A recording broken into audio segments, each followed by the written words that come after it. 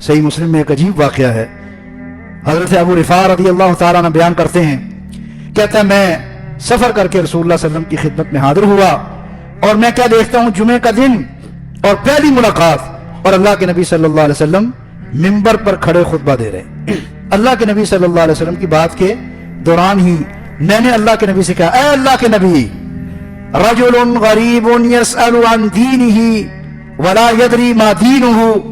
میں نے کھڑے ہو کے کہا، یا رسول اللہ، اے اللہ کے نبی، میں ایک مسافر آدمی ہوں، اجنبی آدمی ہوں، آپ کی خدمت میں حاضر ہوا ہوں، یسأل عن دینہ، اور آپ سے پوچھتا ہوں کہ دین کیا ہے. یسأل عن دینہ، دین کے بارے میں مجھے آگاہ کیجئے. کہتے ہیں رسول اللہ صلی اللہ علیہ وسلم نے میری بات سنی، اللہ کے نبی میری طرف متوجہ ہوئے، وَتَرَكَ خُطْبَتَهُ، اور رسول اللہ نے اپنا خطبہ چھوڑ دیا. خطبہ چھوڑ کر رسول اللہ منبر سے نیچے تشریف لائے. حَتَّى انْتَهَى إِلَيَّ، پہلے تو میری طرف متوجہ ہوئے، پھر اللہ کے نبی صلی اللہ علیہ وسلم میری ہی طرف میری وجہ سے منبر سے نیچے اتر کے آئے. پھر رسول اللہ صلی اللہ علیہ وسلم کے لیے ایک کرسی لائی گئی مسجد میں. ایک کرسی رسول اللہ کے لیے لائی گئی. اب یہ کرسی لانے میں بھی کچھ ٹائم لگا ہوگا. فقعد، رسول اللہ صلی اللہ علیہ وسلم پھر کرسی پر بیٹھے اور رسول اللہ صلی اللہ علیہ وسلم پھر میری طرف متوجہ ہوئے. ہاں آپ کیا کہہ رہے تھے؟